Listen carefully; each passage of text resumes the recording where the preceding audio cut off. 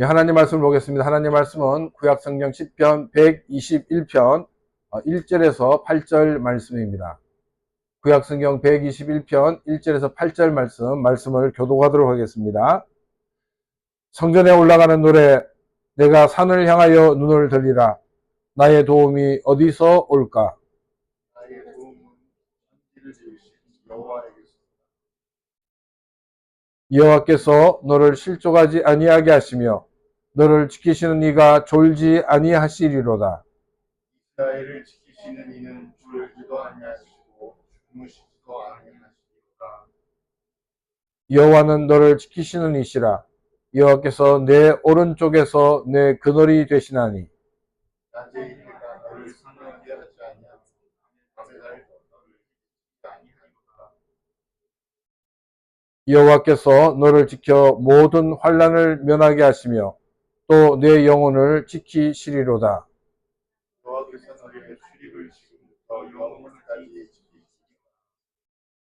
아멘. 인생은 종종 나그네라고 이야기를 하고 있습니다.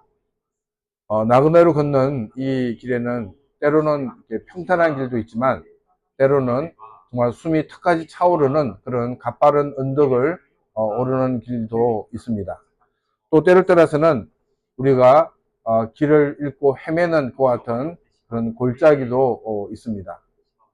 이 험난한 인생의 여정 속에서 위기를 만날 때 여러분은 가장 먼저 무엇을 바라보고 계십니까?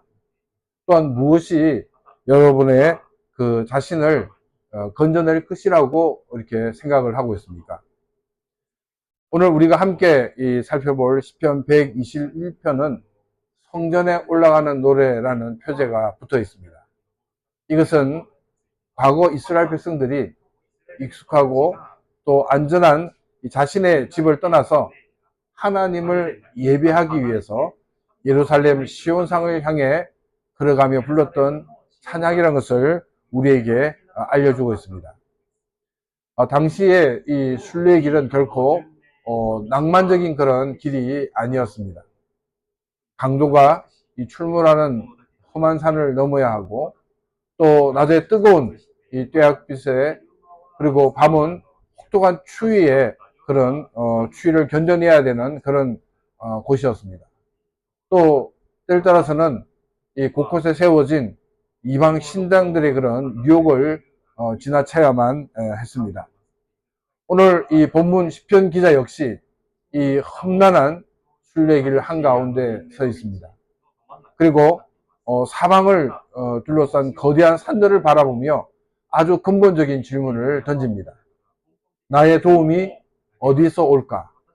오늘 이 시간 이 시편 기자의 질문과 확신에 대한 그런 대답을 우리가 추적하면서 그가 경험한 은혜를 함께 나누고자 합니다. 또 이를 통해서 순리의 길을 걷는 우리의 관점을 재정립하고 또 나아가서 하나님을 온전히 하나님의 그 온전하게 우리가 바라보면서 믿음으로 승리하는 그런 귀한 삶이 되기를 바랍니다. 먼저 1절 2절 말씀입니다. 성전에 올라가는 노래, 내가 산을 향하여 눈을 들이라. 나의 도움이 어디서 올까? 나의 도움이 천지를 지으신 여호와에게서로다. 시편 121편은 성전에 올라가는 노래입니다. 앞에서 말한 것처럼 하나님을 예배하기 위해서 익숙하고 안전한 자기 집을 떠나서 예루살렘을 향하는 순례자의 노래라는 것을 우리에게 알려줍니다. 시편 기자는 1절에서 내가 산을 향하여 눈을 들리라고 고백을 시작합니다. 여기서 시편 기자가 바라보는 산은 어떤 산일까요? 우리 한국어 성경은 산이라고 이렇게 단수로 번역을 했지만 이 원어인 히브리어 성경과 또 일본어 성경에서는 산들 이렇게 복수로 기록되어 있습니다. 단수의 산을 말한다 그러면 우리가 예루살렘에 있는 그 시온산을 이렇게 보는 것이 아마 90% 맞다라고 말할 수 있을 것입니다. 그런데 산들 이렇게 복수로 되어 있는 걸 봤을 때 이것은 목적지인 예루살렘 시온산 하나만을 가리키는 것이 아닌 것을 알 수가 있습니다. 자기 집을 떠나서 예루살렘까지 가는 그런 많은 그런 길들 가운데 만났던 수많은 산들, 그리고 그 산을 넘는 가운데 여러 가지 힘들고 어려웠던 것 같은 그런 그 과정들을 그들은 경험을 했습니다. 또한 이스라엘 사람들 가운데서도 또 풍요를 빌기 위해서 세우던 그런 이방의 이 산당들도 곳곳이 세워 있는 것을 그들은 보았습니다. 시편 기자는 이 순례길을 걸으면서 그 위협적이고 또 유혹적인 것 같은 산들을 바라보았습니다. 그리고 묻습니다. 나의 진정한 도움은 어디서 오는가? 이 질문은 몰라서 묻는 것이 아닙니다. 시편 기자는 이미 확신에 찬 대답을 가지고 이 질문을 던지고 있습니다. 시편 기자의 대답은 너무나도 명확했습니다. 순례의 길을 걷는 자신을 돕는 것은 산당에 있는 우상들이 아니라 천지 만물을 지으신 야훼 하나님이라는 것을 고백하고 있습니다. 산들에 늘려있는 그런 산당들의 신은 결국 인간이 자신의 욕망을 투영하기 위해서 만든 가짜 신에 불과했습니다. 인간이 만든 신에게 인간이 도움을 구하는 것은 너무나도 어리석은 일입니다. 시편 기자는 이 헛된 우상들과 대비하여서 자신이 믿는 야훼 하나님은 바로 눈앞에 있는 저 거대한 산들 만든 바로 천지 만물을 창조하신 그런 하나님이심을 당당하게 선포하고 있습니다. 그렇다면 21세기를 살아가는 우리는 어떤 모습입니까? 오늘날 우리 주변에도 우리가 눈을 들어 의지하게 만드는 수많은 산들과 현대판 산당들이 존재합니다. 많은 사람들이 천지를 지으신 하나님보다 하나님이 창조 세계에 새겨놓으신 이 원리를 발견해낸 과학기술을 마치 전능한 구원자처럼 신봉을 하기도 합니다. 산업혁명 이후 인류는 스스로의 힘으로 유토피아를 건설할 수 있다라고 그들은 맹신하였습니다. 그들이 1차, 2차 세계대전을 경험하면서 인간의 깊은 죄성을 깨달았습니다. 그래서 그 꿈을 접었는데 전쟁이 끝나고 난 다음 80년이 지난 지금 이 첨단 기술의 발전과 함께 과거에 버렸던 그 유토피아의 환상을 다시금 쫓는 사람들이 많아졌습니다. 현대 과학기술은 과거보다도 훨씬 더 강력하고 또 위험한 파급력을 지니고 있기에 이제는 윤리적이고 도덕적인 성찰을 넘어서 신앙적인 차원에서도 깊은 분별력이 절실히 요구되는 상황입니다. 또한 이 모든 삶의 문제를 직접적으로 해결해 주시는 그런 궁극적인 힘이 돈이라는 그런 생각들을 믿고 있는 그런 현대판 산당들도 존재하고 있습니다. 스스로를 그리스도인이라고 고백을 하면서도 천지를 지으신 하나님보다 인간이 만들어낸 그 화폐와 자본을 더 의지하고 두려워하는 경우가 적지 않습니다. 이는 야훼 하나님을 섬긴다 하면서도 위기가 닥치면 산당의 우상에게 달려가 도움을 구하던 구약시대 이스라엘 백성들의 모습과 다를 바가 없는 것입니다. 시편 기자가 고백했던 것처럼 진정한 도움이 천지를 지으신 야훼 하나님으로부터 온다는 사실을 다시금 기억해야 할 때라는 것입니다. 물론 우리의 그 일상과 모든 거래에는 돈이 필요합니다. 또 과학기술은 우리의 삶을 유익하게 합니다. 그러나 그것들이 결코 우리의 궁극적인 보호자가 될 수는 없다는 것입니다. 우리 인생의 참된 도움은 오직 천지 만물을 지으시고 지금도 다스리시는 야훼 하나님 뿐입니다. 우리는 눈앞에 보이는 거대한 산이나 세상의 우상, 인간이 만든 자본에 고정되어 있던 우리의 시선을 이제 거두어야 합니다.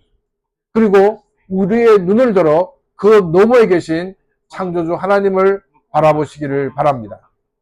천지를 창조하신 하나님을 온전히 바라보며 매일의 순례의 길을 은혜 가운데 넉넉히 걸어가는 저와 여러분들의 삶이 되시기를 주님의 이름으로 축원합니다.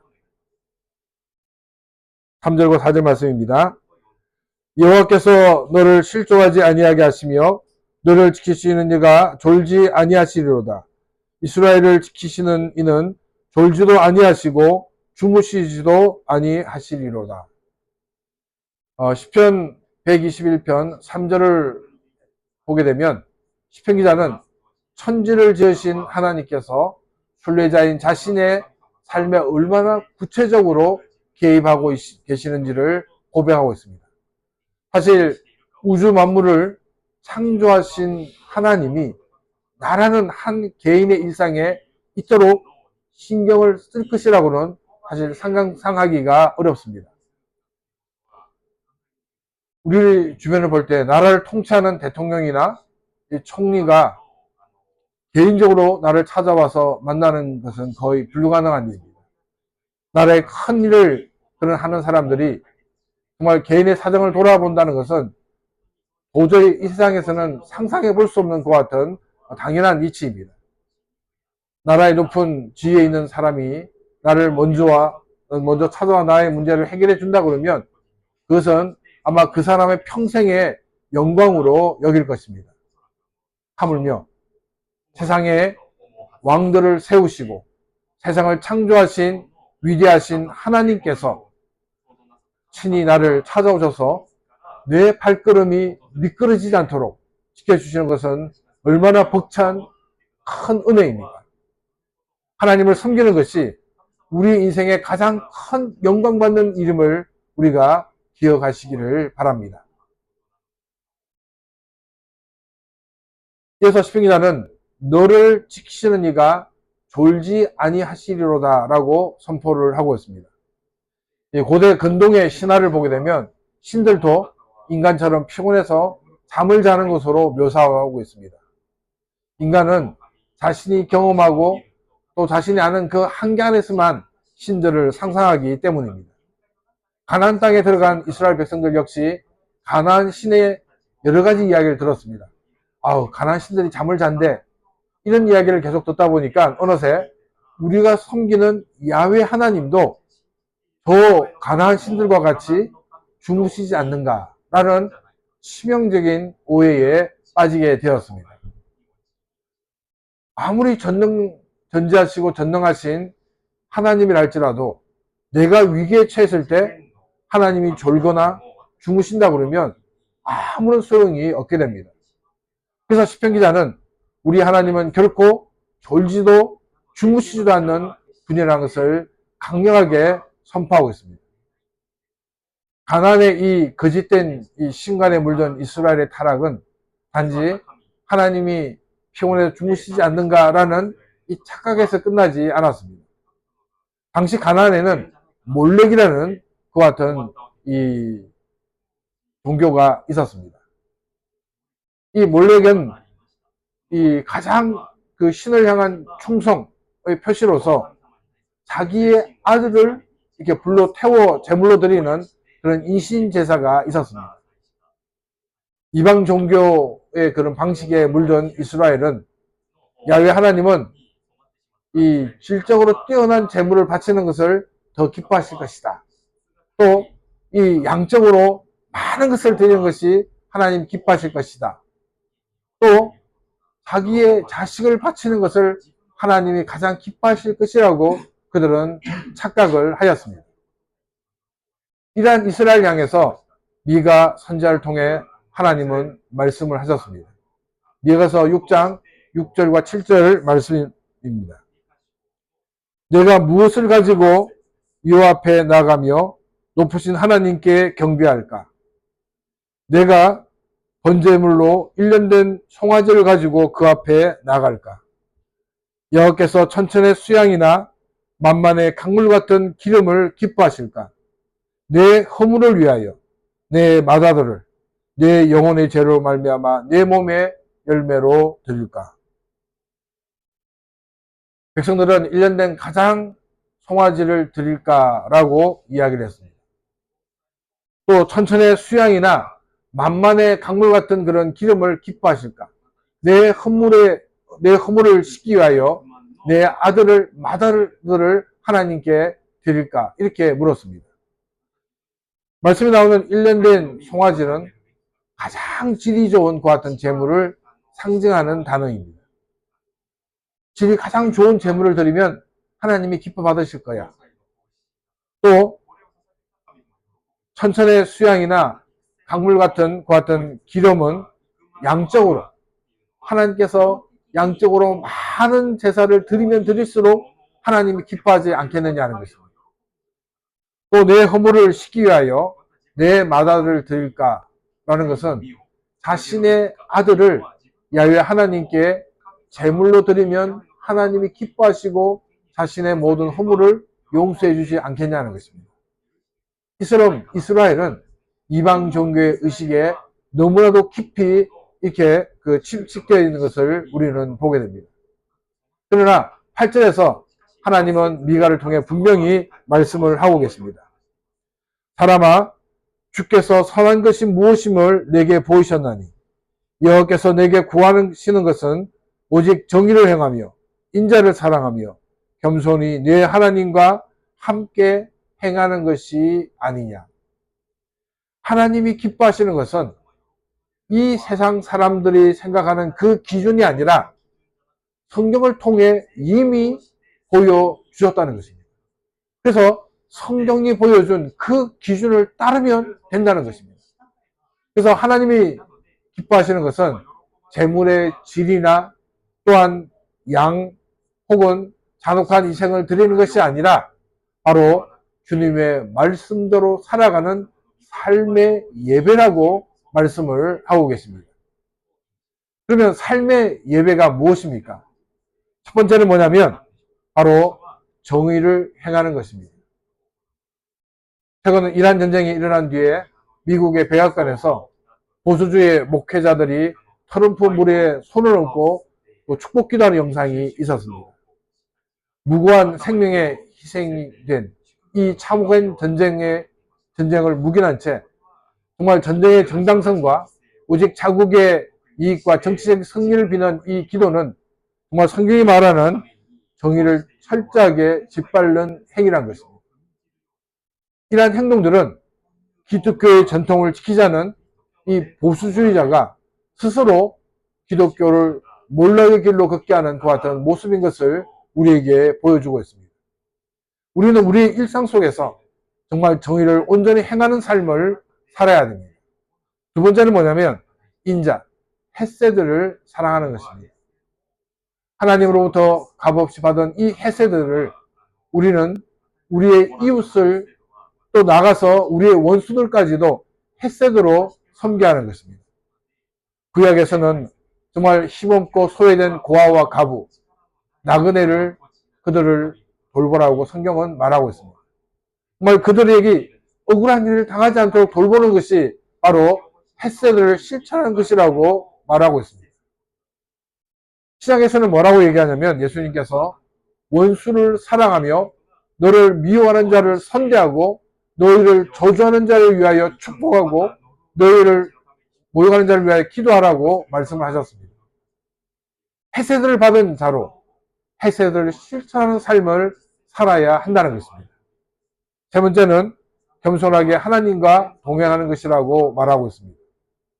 내 뜻을 고집하는 것이 아니라 창조주 하나님의 그 절대 주권을 인정하면서 매 순간순간 하나님과 교제하며 그 하나님의 뜻대로 살아가는 이것이 바로 믿음을 가진 자의 모습입니다. 다시금 시편 121편으로 돌아와 말씀을 생각해 보시기 바랍니다. 세상의 권력자들과 달리 우리 하나님은 이 참된 예배를 드리는 자들을 졸지도 아니하시고 또 주무시지도 않으며 불꽃 같은 눈동자로 지켜 보호하신다라고 말씀하고 있습니다. 주목할 것은 3절에서 너를 지키시는 이라고 말씀을 하다가 이 4절에 와서는 이스라엘을 지키시는 이로 호칭이 바뀌는 점입니다. 너는 개인입니다. 이스라엘은 공동체입니다. 졸지 않으시는 하나님께서 우리 한 사람 한 사람의 발걸음을 그토록 치밀하게 붙드시는 궁극적인 목적이 바로 여기에 있습니다. 개인의 그 진정한 그 삶의 예배자로 설 때 비로소 이스라엘이라는 언약의 공동체, 즉 교회가 거룩하여지고 견고하게 세워지기 때문입니다. 사랑하는 성도 여러분, 천지를 지으신 하나님께서 오늘도 우리 개인의 삶을 찾아오시고 졸지 않고 지키시고 계심을 믿으시기 바랍니다. 그 은혜에 합당하게 우리가 삶의 현장에서 정의와 인자를 행하며 또 하나님과 겸손히 동행하는 그런 삶이 되시기를 바랍니다.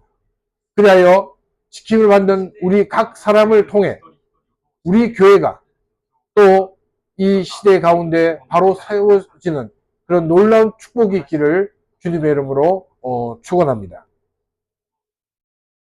5절과 6절 말씀입니다. 여호와는 너를 지키시는 이시라. 여호와께서 내 오른편에서 내 그늘이 되시나니 낮의 해가 너를 상하게 하지 아니하며 밤의 달도 너를 해치지 아니하리로다. 시편 기자는 이제 졸지도 주무시지도 않는 야훼 하나님께서 이 순례자의 삶 가운데 어떻게 구체적으로 개입하시고 또 지키시는지를 설명하고 있습니다. 팔레스타인의 그 지역은 한낮에는 정말 이렇게 장렬하는 이 태양볕으로 인해서 일사병으로 쓰러지는 것 같은 쉬운 것 같은 척박한 환경이었습니다. 반면에 이 해가 지면은 이 온도가 급격히 떨어져서 정말 혹독한 추위와 두려움 속에 밤을 지내야 했습니다. 이처럼 정말 이렇게 생존이 위협되는 것 같은 험난한 순례길에서 시편 기자는 5절을 통해 놀라운 은혜를 선포하고 있습니다. 시편 기자는 여호와께서 내 우편에 내 그늘이 되신다라고 고백을 하고 있습니다. 이 성경에서 보통 오른쪽은 이 전통적으로 힘과 능력 그리고 나를 돕고 변호하는 내 편히 서 있는 자리를 상징하고 있습니다. 또 광야를 걷는 사람에게는 이 그늘은 단순한 쉼터가 아니라 생명 그 자체입니다. 즉 하나님께서 저 멀리 하늘에만 계신 것이 아니라 가장 든든한 내 편이 되셔서 내 오른편에 바짝 붙어서 강렬한 고난의 햇빛을 막아주시는 그런 생명의 그늘이 되어 주신다라고 시편 기자는 고백을 하고 있습니다. 계속해서 6절은 낮의 해가 너를 상하게 하지 아니하며 밤의 달도 너를 해치지 아니하리라고 고백을 하고 있습니다. 낮의 해가 이렇게 우리의 육체를 이렇게 힘들게 한다는 것은 쉽게 이해합니다. 근데 밤에 그 부드러운 달은 왜 우리를 해친다라고 표현을 했을까요? 그것은 고대 근동 사람들은 신화적인 그런 관점에서 달빛이 사람에게 알 수 없는 질병이나 또 정신적인 그런 착란을 이렇게 가져오게 한다라고 그들은 믿었습니다. 그래서 이 밤의 달은 눈에 보이지 않는 어떤 주술적인 그리고 악한 영적인 위험을 상징하는 것이었습니다. 시편 기자는 세상의 어떤 악한 주술이나 영적인 공격도 하나님의 사람을 결코 해할 수 없음을 선언하고 있다는 것입니다. 낮의 해와 밤의 달은 결국 우리가 살아가는 모든 시간과 모든 상황을 의미하고 있습니다. 우리를 지키시는 하나님은 모든 것이 잘 보이는 낮에 닥쳐오는 육체적이고 현실적인 위기뿐만 아니라 잘 보이지 않는 어두운 밤에 찾아오는 위협과 또 영적인 위험과 알 수 없는 두려움으로부터 우리를 완벽하게 보호해 주시는 하나님이십니다. 어떠한 척박한 상황에서도 내 우편에 그늘이 되시어 영육간의 모든 위협으로부터 우리를 빈틈없이 지키시는 전능하신 하나님이심을 믿고 담대히 주님과 매일매일 동행하는 그와 같은 귀한 성도들이 되시기를 바랍니다. 7절과 8절 말씀입니다. 여호와께서 너를 지켜 모든 환난을 면하게 하시며 또 내 영혼을 지키시리로다. 여호와께서 너의 출입을 지금부터 영원까지 지키시리로다.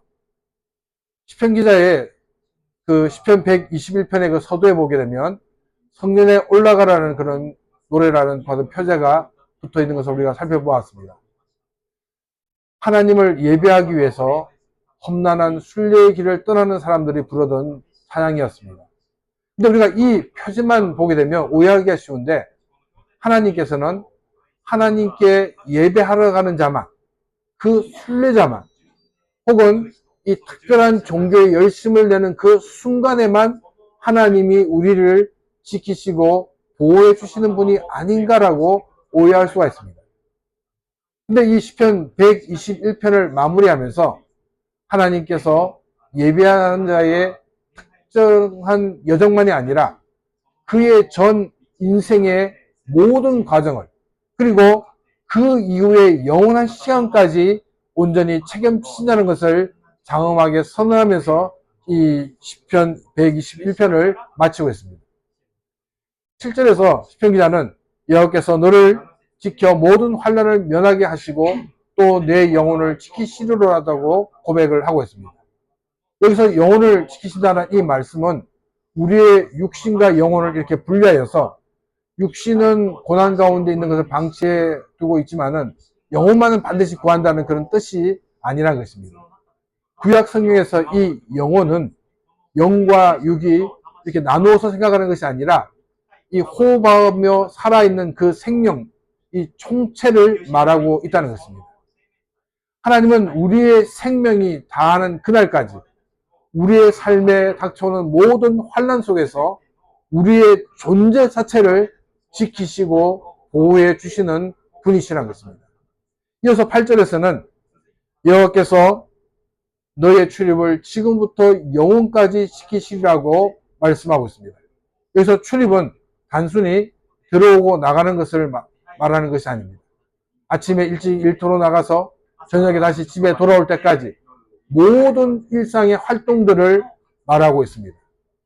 순례의 길을 나갔던 그 예루살렘을 향해 나갔던 그 여정만을 지켜주는 것이 아니라 그 예배를 마치고 자기의 집에 돌아와서 정말 다시금 치열하고 평범한 일상으로 돌아와서 살아가는 그 자리에서도 하나님이 동행해 주신다는 그 말씀입니다. 우리가 하나님 앞에 예배드리는 이 순간만 하나님이 우리와 함께 하시는 것이 아니라 예배를 마치고 이제 우리의 집으로 돌아가는 또 우리의 삶의 그 현장에서도 하나님은 우리와 함께 하시고 영원한 그 순간까지 우리를 지키시고 보호해 주시는 하나님이신 것입니다. 사랑하는 성도 여러분, 우리는 하나님의 특별한 은혜를 받은 사람들입니다. 이 하나님의 놀라운 특별한 은혜는 우리가 어떤 특별한 일을 할 때, 또 하나님을 예배할 때, 우리의 열정을 가지고 하나님을 섬길 때만 우리와 함께 하시는 것이 아니라 우리의 일상의 모든 생활 가운데 하나님은 우리와 함께 계시다는 것입니다. 정말 우리의 호흡이 닿는 그날까지 전 인격적으로 우리를 붙잡아 주시고 우리를 인도해 주시는 하나님이십니다. 이제 우리는 이 땅을 살아가는 가운데 담대히 하나님의 그 은혜 가운데 거하면서 하나님과 동행하는 그 큰 기쁨과 감격을 가지고 살아가는 그런 삶이 되시기를 바랍니다. 정말 우리가 살아가는 가운데는 거짓된 것 같은 신들이 가득합니다. 우리를 유혹하는 것들이 많이 있습니다. 이러한 그 가운데서 우리가 승리의 노래를 부를 수 있는 것은 우리가 온전히 하나님만을 바라볼 때입니다. 이 땅을 살아가는 가운데 창조주 하나님만을 바라봄으로 말미암아 우리가 믿음 안에서 승리하며 그래서 많은 사람들에게 하나님의 살아계심과 역사하심을 보여주며 증거하는 그런 귀한 삶이 되시기를 주님의 이름으로 축원합니다. 이 시간 오늘 주신 말씀을 생각하며 같이 기도드리겠습니다.